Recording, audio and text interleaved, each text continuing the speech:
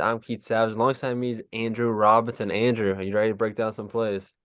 Yes, sir, man. Yes, sir. Definitely excited for this, man. This is something we've been talking about for a while. For all the folks listening, I think that this is going to be something that a lot of folks can learn from. All Facts Media, we're a platform for casual basketball fans, diehard basketball fans, but this is going to be a place where you guys can come to just honestly understand kind of some of the behind the scenes stuff that's going on the court. Obviously, the NBA Finals is the highest level of basketball in the entire world. And there's a lot of things that are going on outside of Jokic dropping 30, 20, and 10. It's like, how are these plays coming together?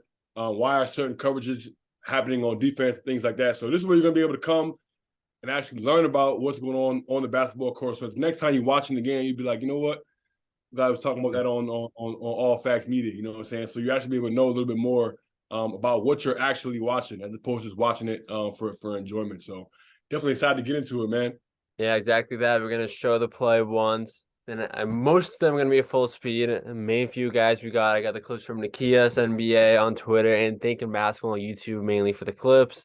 But overall, let's get right into it. All right, starting off right here, we're gonna start at the very first play of the NBA Finals. I thought it was really good. Right here, you win the toss, Nikola Jokic. Wins it, gets it to Gordon, and right off the bat, you'll see who's gonna go strong. Jamal Murray does just that. What a little screen right here by Jokic, but overall, I don't think he can start it much better. Yeah. So I want people to see this. I think this is something that the Nuggets do a great job of. Obviously, they're going to get into a little diagonal screen. KCP is going to set this diagonal screen for Jokic. But Jokic does something that's real clever, man. Miami does a great job of switching out with Bam. So as soon as Jokic notices that they're trying to switch, he screens his own guy. So he's screening Bam so that Bam's not able to jump out and switch, which allows Jamal Murray to get downhill. So that's a super high IQ play by Jokic. By Jokic right here, obviously the first play of the finals. A lot of times, what teams do is you're gonna go right into a ball screen, a handoff action right away, so that you can see how the team is trying to. It's gonna be guarding the ball screen, is going forward for the rest of the game in the series, etc. So for this to be the first play of the finals, this was definitely not just a coincidence that Denver ran this play. They're trying to see what Miami is doing with this ball screen, and Jokic, obviously being a super high IQ player that he is, knowing Miami is trying to switch, he screens his own guy. So Bam is not able to jump out, and Jamal Murray is able to get the layup. So super high IQ play by Jokic and the Nuggets here on this one. Yeah, overall, you see a lot of plays like that. I'm going to show more, but I try not to get as many as just a Jokic or Murray. You can get a whole clip of just Jokic or Murray just dominating. But this one right here, that was perfect start. Let's Sure. go on to the next one. Right here again in the same quarter, going from game one to two and three. But a lot of game one clips, I thought that's where Denver really got. Right here, I thought this screen was perfect. Just have KCP open. Yeah. I think an interesting thing is, like you just mentioned in that last play, you normally see Jamal Murray and Jokic getting into the two-man game, but you have KCP and Jokic getting into the two-man game. An important thing to notice here, man, normally, if this is not Jamal Murray here at the top of the key, Caleb Martin is going to be jumping to the ball into this gap. But because Jamal Murray is the scorer that he is, he's locked onto the body of Jamal Murray, and KCP can come off clean and just shoot that. So, I mean, that's a personnel thing right there when it comes to Miami Heat scouting. Usually, especially when they go to that zone, guys are, Miami's known as a team that takes away gaps, doesn't allow teams to drive into the paint. But, because Jamal Murray is such a threat on offense, Caleb Martin is not able to jump into that gap. And Bam is trying not to allow Jokic to get behind him on that roll when he sets that screen. So, it's hard when you're not up to the level of the screen. KCP can come right off and hit that 15-foot, jumper. But, all in all, I'm not too mad at that shot. It's a 15-foot contested jump shot. So if Denver's making those, man, they're going to be pretty tough to beat, Exactly. especially KCP. One thing Denver likes to do here too, and overall in all their games, they always run stuff through the horn set. And right there, they had a little bit of a horn set with Gordon and Jokic. It was just mainly just a two-man game right there. But we have another horn set, and I'll show throughout. And again, I'm pretty sure they go another horn set right here with Murray and Jokic. But right there, just an easy cut. It's just caught Miami sleeping. Yeah, it's a bit of a rub screen. Joey's going to set this rub screen here on Gabe Vincent. And it's interesting to see the chess matching between these two teams, man. You see Gabe Vincent is on the top side of Jamal Murray because normally if they hit Jokic here, you might have Jamal Murray kind of has the option to literally either come off of that handoff with Jokic. So Gabe Vincent is playing on the top side, but Jamal Murray, makes a great read and is able to, back cut as opposed to come off it.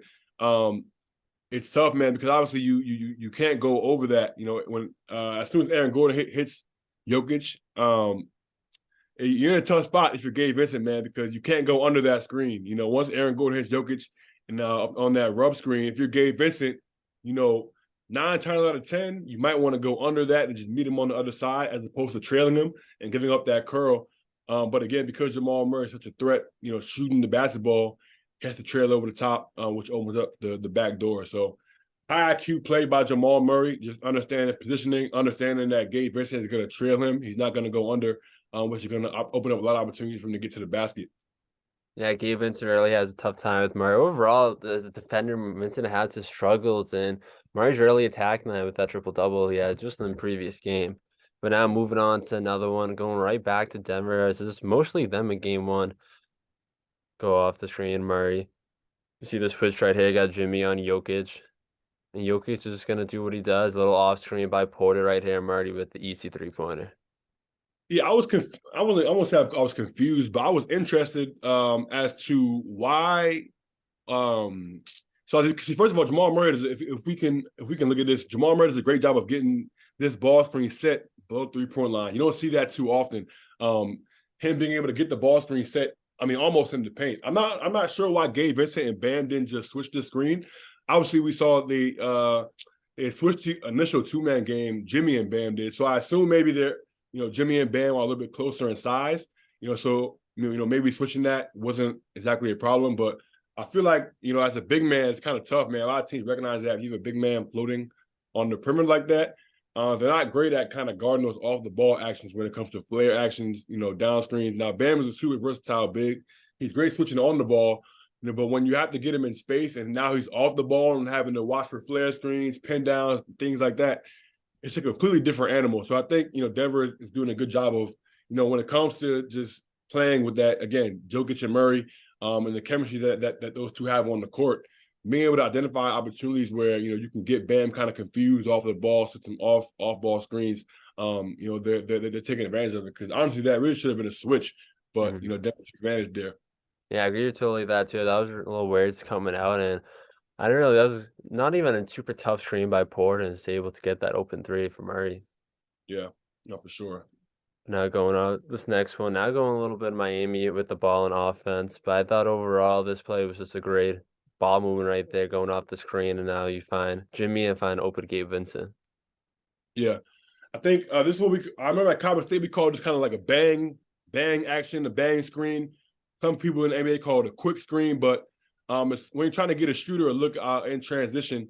So to do the screen, re-screen, and Bam is one of the best bigs in the league at playing in that short roll. So, when Bam gets in that short roll, it's catching it in the pocket. He's great at playmaking. He's great at, obviously he's a lob threat, rolling to the basket as well. But I think the Miami Heat, we're going to see a couple more plays like this a little bit later on in the film. But, Miami does a great job of corner cutting. When guys catch it in that short roll, they're one of the best teams in the entire NBA at corner cutting and move without the ball. So, Jimmy takes advantage of that and is able to get Gabe Vincent a three just by simply having great movement without the ball, honestly. Yeah, overall, it's what they do the best. Miami's offense is always be deadly in general. But Yeah. again, you get a little double screen right here for Larry, and Larry just finds Bam in the corner, then Duncan with it again. Pick and roll, finds the ball moving. There's Hayward Highsmith with the easy dunk. Yeah, this is almost like a Spanish pick and roll, man. You have almost like a similar to a Spain action where you had Dunk Robinson kind of screening Jamal Murray in his back. So Kyle Lowry was able to get downhill. They switch it. Now, this play right here is honestly a amazing play call because you're getting Duncan Robinson in motion.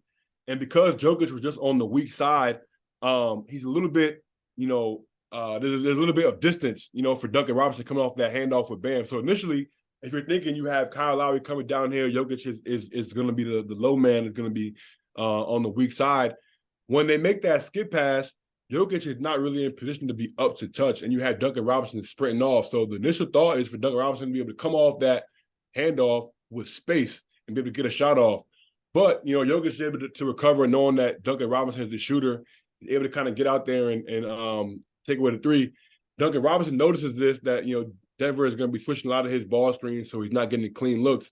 And again, you get Bam in that short roll where he's super elite, catching it, playmaking, and just making plays out of that short roll. And there, Haywood Highsmith, again, that same Miami Heat corner cut, is able to get a dunk off a corner cut from Bam Adebayo. By the way, shout out Haywood Highsmith, man. He's a what's in your bag alum, came on the show earlier in the year. He actually had 18 points in this game, man. So, shout out to him for being able to move without the ball and just make reads, out of this Miami Heat system. Yeah, he really kept the game in hand too, especially in the fourth, where it looked like it was kind of going more and more Denver. He did get the win, but Highsmith made sure it wasn't getting too much of a blowout throughout. But overall, I thought this Miami Heat performance, especially Duncan Robinson, this whole series is showing he's more as just a sharp. He's doing good as a slashing and overall passing in the series, I think. For sure. You definitely can't be one-dimensional in the NBA Finals, especially because the Nuggets are playing him so aggressively as the shooter.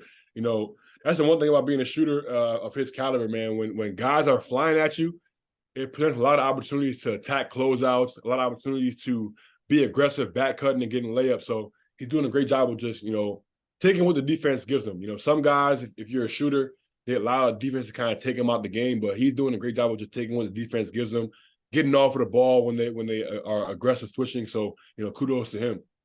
Yeah, totally Duncan just getting everything going. But now going back into the first quarter once again. You see Denver going in that horn set like we talked about earlier. Then right here, it's just no communication as Gordon gets that screen. Now, this is super rare for the Miami Heat, man. Again, Aaron Gordon is setting that flare screen, and Jimmy is just attached to to Aaron Gordon. He doesn't leave him. You know what I'm saying? So I think obviously this one you would think that Jimmy would just again switch this flare screen. You get Gabe Vincent matched up on Aaron Gordon, but Gabe Vincent also is, as you can see now, he's trying to plead to the ref and beg for a call. Honestly, I think he probably should have just rolled off of that and tried to fight through it. But again, man, if you're the Nuggets, you're gonna try to create as many opportunities where you're gonna allow Jokic to make plays, and he's just dissecting them on that end of the floor. Yeah, I think too, and that you see Martin in the corner on Porter. And Martin, you see he wants to come down, but Jokic is such good of a passer. He does a little fake his eyes like he's gonna go Porter, and he's one of those few guys that can make that corner pass just with ease. And I just think Jokic being as good of a passer shows off right there. No, for sure. And I think this is what you call gravity, man. We talk about certain guys, Michael Porter Jr. isn't really shooting the best this series. He's not really making shots, but just his gravity of being on the court. Caleb Martin is attached to his body. He's not helping because he knows that Michael Porter Jr. is looking to be very aggressive, catching and shooting the ball. So when you have a guy like that, he doesn't even have to be shooting the ball well, just because he's on the court. It's going to create opportunities for other guys to get layups and things like that because, Caleb Martin is not going to help and leave him. So, that's a great example of how, a lot of times fans will say, oh, why is so-and-so getting so many minutes? Why is so-and-so on the court, man? Because that gravity of having a guy like that, an aggressive scorer and an aggressive shot maker on the court is going to open up a lot of things for the rest of your offense. Yeah, one thing you say maybe this miscommunication is earlier that we haven't shown that was in this first quarter. Was Aaron Gordon was dominating the start with his size in general. So you could see that was a little in the head because they switched to Gordon on Vincent. Vincent could have got body in the post, so Jimmy decided to stay. Overall, I thought it was a little no communication in that play, but be interesting to see how they kept it on going. But yeah, Jokic, great pass. But now we're moving on to game 2 right here. You see Jamal Murray try to get the pass over, but Kevin Love has been phenomenal in this entire series, I thought. So I'm trying to show a few of these Kevin Love plays. Getting his stop right here. It's just a great steal in general to get off Jokic. When you slow it down again, you see his hands are big enough so he can't pass it down to Gordon. And Kevin Love is getting that starting game too. Then now show it again. Yeah. The Heat are going to their zone here. So when they're playing this zone, we're going to try to they're trying to take away driving lanes and take away passing lanes. So you see everybody has their hands extended. Here again, you got Jokic rolling into that short roll position, kind of trying to get into that pocket where he's probably the best in the league at just getting that little flip shot. But Kevin Love knows where this ball is, where Jokic is trying to pass this ball, and is coming up with active hands and he's able to get a deflection. But I mean, this is really just Jokic. The Heat knowing that Jokic is trying to be a playmaker. He obviously has Michael Porter Jr. open in the corner, but again, Kevin Love, doing his research and knowing where Jokic is trying to get the ball, having active hands, proves to be huge on that play right there. Yeah, Love. So I think that addition to the starting lineup was huge in their win. Even getting it down in the fourth overall, just Miami zone was something they try to go against. And overall, I think Miami, they don't want Jokic to get the ball at the free throw line. You can see throughout here where they try to prevent it. It was just a tough thing to do. No, for sure, for sure. I mean, Jokic is one of the best in the league at playmaking, and I think that zone for the Heat. I mean, it worked in Game 2 when they were able to get to it, but it wasn't as effective in Game 3. I think the Nuggets made some great adjustments. They had guys cutting out of the gaps and on their own respect. We'll get to that a little bit later in this segment here, but not for sure. I think that the Heat did a great job of kind of clogging that paint up and just honestly throwing that rhythm off. With that zone in Game 2. And moving on to now the fourth. They're down right here, Miami. As we all know, they come back. But right here, I saw, again, the ball movement really showed off, dunking a little pump fake. And that's what you get for an easy jump shot from one of the best three-point shooters in the league. Yeah, man. Bam took a page out of Jokic's book. If you guys remember the first play of the game, we talked about, when teams are trying to switch, you screen your own man. So obviously they're switching. Bam just steals Jamal Murray on that right wing, which is what allows Gabe Vincent to get downhill. The super high IQ play, man. If you're going to switch, Bam is going to seal you right in the paint. And, obviously once you get in the paint, now it's drawing two defenders and attacking closeouts at that point. And Kyle Lowry does a great job of getting the ball to Duncan Robinson, who, was able to play off a closeout. Jamal Murray flies by, one of the best, three-point shooters. Duncan Robinson had that 10-point fourth quarter in Game 2, which won the Heat, the game, honestly. So obviously he knows in his mind that guys are going to be flying out ahead of him, aggressive closeouts, attacks, he's able to get that three off. But it all starts, with Bam Adebayo, making a high IQ play and sealing Jamal Murray so Gabe Vincent can drive the ball right off of his back. Yeah, overall, Bam has really shut it on this series. In my opinion, I think Bam's been the best player for Miami in this entire series. But I always thought Bam was one of the most talented big men in the league. You put him in the argument as the fourth best center behind, Jokic, Sabonis, and Embiid. But overall, I think Bam, when he has his mid-range going, he's so much more deadly on the pick and pop outside just the pick and roll. But when Bam has it going, I think he's just one of the best guys you can watch. No, I agree, for sure, for sure. Now it's moving on. Still not too much longer. And it's again in the fourth little screen right here. Get the switch one more time. Again, another switch. Now you got Christian Braun on Bam. But again, another sail out right here by Bam. And Duncan Robinson is able to use that slashing. Yeah, man. Again, I think if you're gonna switch, then Bam is gonna kill you, man. And again, Duncan Robinson is able to take advantage of another aggressive closeout. Jamal Murray's gonna have to do a better job of closing on Duncan Robinson, not giving up a straight line drive. But again, if you're gonna switch, you're gonna find ways to attack it. And Bam is doing a great job here of sealing Christian Braun, so he's not able to help, and Duncan Robinson is able to get a layup. So again, this is the game within the game that I want you guys to be able to kind of watch and take advantage of. When you're seeing these games, this is not just as simple as Duncan Robinson, making a play. Bam is just as responsible for that bucket as Duncan Robinson is, for sealing off Christian Braun, taking away the help opportunity. Yeah, it's just Duncan Robinson really showing off, getting that and one right there. But now for this next one, I just want to show off not really a play, but Jeff Green just telling Aaron Gordon on what to do here as being one of the vets on this team. You're trying to drive at the elbow, so you got all this space here. So bait him up to go back baseline. Yeah, because it's wide open. All right, and don't. If he want to try to hit, go through it. Boom. Here, get rolling. I know, but play through it. Don't look for the call, okay?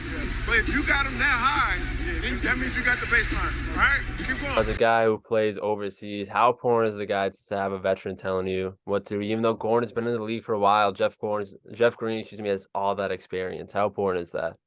Yeah, man, that's huge. I mean, people got to understand this Denver Nuggets team does not have a lot of experience. I mean, KCP is the champion, but outside of that, this is Jokic's first time in the finals, Jamal Murray's first time in the finals, Bruce Brown, Aaron Gordon, Michael Porter Jr., all these guys are new to this stage. And Jeff Green, though he's not a champion just yet, he's been to the finals with LeBron James on those Cavaliers teams. He's played with Kevin Durant in Brooklyn on those runs, with the Nets. He's been around. He was on the Oklahoma City Thunder team that went to the finals back in the day with Harden and Russell Westbrook. I mean, he's been in the league for a long time. So it's super important to have guys like Jeff Green, like KCP, who are vets, who have been in this situation before, who have been in the NBA Finals before, and can kind of coach these guys through these opportunities. So, I mean, Jeff Green, if Denver goes on to win this championship, man, he's going to be, one of the major reasons why. And just this is a prime example, man, just being able to teach the young guys and coach the young guys through certain situations like that. Yeah, definitely. Green's has made a career outside after his prime. You could say maybe behind the Celtics, the Memphis days. This is a role player guy he knows his role. He's going to play around 15 minutes a night, and he's going to produce. That's what he does. But he's also here to teach guys. Again, you're going into one of the youngest dudes who's been in the league for almost a decade now. But Green he knows the game so well, and maybe in the future you can see him in the coaching staff. Not for sure, man. Shout out to Jeff Green, man, DMV guy, man, PG County. You know what I'm saying? So I'm proud to see my boy definitely in the finals right now. Hopefully he gets his first ring. I'm gonna win either way. Either Jeff Green's gonna get a ring or Haywood Hoskins is gonna get a ring. So either way, I'll be happy. That's true. Again, now we're gonna go off one more time with just the defense that Miami had right here. They forced high in the zone, and Jokic just can't get anything. But overall, one more time, Martin's sailing off right here. They don't want Jokic to get the ball at the free throw line, just force anything to. Then overall, this is a tough shot right there by Brown. Then one more time, you can see it's just Jokic. Now he gets the ball right here, and they're giving that pressure. It's just a poor pass by Jokic. But overall, you can see the pressure that he was given. No, for sure. I mean, like I said, this zone was a major reason why they won game 2. It just threw the Nuggets off of their rhythm. Sometimes you kind of just need to take a team out of what they want to do, and you could tell that they were super tentative with the basketball in this zone. You're forcing Denver into kind of tough spots. Here, Bruce Brown is going to drive into a contested 2, which is something that you are super happy with. That shot is something that you're going to live with 10 times out of 10. Bruce Brown shooting the basketball over a contest. You don't have Jamal Murray or Jokic shooting the ball. That's a win for the Miami Heat. And here, you would think that they're going to dump this ball down to Aaron Gordon, who has a mismatch on Kyle Lowry, but Jokic makes a super uncharacteristic turnover there. So that zone definitely did what it was supposed to do in game 2. Yeah, it definitely was a big part right there. And that's the last couple of show from game 2. But that zone was just deadly overall. We could have shown plenty of plays how they've been playing around, but you see that in the Celtics series. That was a huge part of the win. Denver, I think, overall is a tougher team to do zone with compared to Boston, as I think Denver has more guys who are more smart with the ball and has Mike Malone, one of the best coaches in the league, really showing off. But I think the zone is tough against Denver, but I think overall game 2 worked out. Yeah, man, it's tough when you don't have a guy named Nikola Jokic to dissect that zone on Boston, man. But the Heat are in that zone in this clip that we're getting ready to watch here, and you can see that Denver made a bunch of adjustments in order to prepare for this game, and we'll see one of them right here, which was Christian Brown being able to cut off of the ball. So we'll let this play dissect. Yeah, let's start it right here. See right here. Jamal passes to Brown. Jokic gets in. Brown. Christian Brown right here just sleeping. They get the easy dunk. I just think that's enough to set right there. Yeah, man, I think the key here is just the Nuggets being able to take advantage of, obviously, Jokic in the paint, but they're kind of overloading that side. They got 3 guys on the right side of the court. So, Jokic is going to command a lot of attention, and then Brown's able to kind of take advantage. Just find a spot, honestly. If you're Christian Brown, you got to think, man, you're out there with Jokic, Jamal Murray, Michael Porter Jr., KCP. So, I mean, oftentimes you're going to be the 4th or 5th offensive option, out there on the court. So your job is literally just to find open spots, man. Cut, play defense, and just find a way to bring energy. So he did a great job of here just finding the gap in the zone. A lot of times the Heat, it's kind of a matchup zone, so it doesn't look the same every time down the floor. So, if you're a guy like Christian Brown, objective is just find an open area, find an open spot. And he did a great job of that in game 3. Yeah, Christian Brown really showing off. Show another one soon of just that. But now moving on to the next play. Bam. Just looking for anybody open right here. Gets to the Duncan overall. You see Bam just getting the cup overall. Martin just finds himself sleeping into the corner. Yeah, this is a great action by the Heat, man. I think, obviously without Tyler Herro, they don't have a bunch of shot creators. So, for them, they're going to have to run a lot of motion sets and getting their shooters, Gabe Vincent, Duncan Robinson, Max Strus in motion. As you can see here, they're setting this, sort of pin down action. Caleb Martin is going to screen for Duncan Robinson and clear out to the opposite side of the court. I think that's one of the things that people don't tend to realize, man, is being able to move without the ball and relocate. You know, Caleb Martin started this play on the left side of the court in the left corner, does a pin down screen and relocates to the right corner, and the ball just has a way of finding him. So, you know, the Miami Heat do a great job of moving out the basketball. All of their role players do a great job. Even their main guy, Jimmy Butler, does a great job of moving out the ball, you know, corner cutting. And this is just a prime example of what happens. It's so hard to guard, man, when you have guys in movement like that, especially a guy like Duncan Robinson, who's coming off, hunting his shot. You know, he's always aggressive, and the Nuggets are going to have to adjust for that. Yeah, I think one thing too, Christian Brown, just a great play overall in the series, but sometimes the defense he's caught sleeping just as a rookie, you know, get those mistakes. But right there, there's no really communication. You see him and Jeff Green kind of both staying in the paint, and they had to just find out what was going on. But overall, like the big part of Christian Brown, I was going to show another cut soon, is just communication on his part on defense can be a bit of a problem sometime. But again, those rookie mistakes, and like we have so many veterans. You have Mike Malone, this team are the best coaches. I think it's all going to get figured out. No, for sure. And I think the one thing that they mentioned in the press conference, I believe it was Jamal Murray, was might have mentioned it, but they said that with a guy like Christian Brown, he's going to make mistakes because he's a rookie, but they can live with his mistakes because they're aggressive mistakes, right? He's out there, maybe he gambles for a steal, or maybe he's out there trying to do too much on the offensive end to force a drive, but you can live with aggressive mistakes, number one, because you know you guys aren't scared, and they're trying to make a play.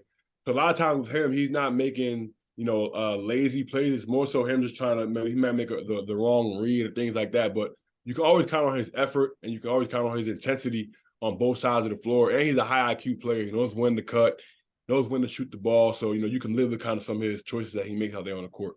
Yeah, definitely. Now, moving on to this very next play. Just Jokic finding the cutter, talking about Christian Brown, just finding the right spot right there. I mean, that's the perfect way to end it off. No, I mean, this is interesting to see. The Heat are in this 1-3-1 zone, but again, it's kind of matchup.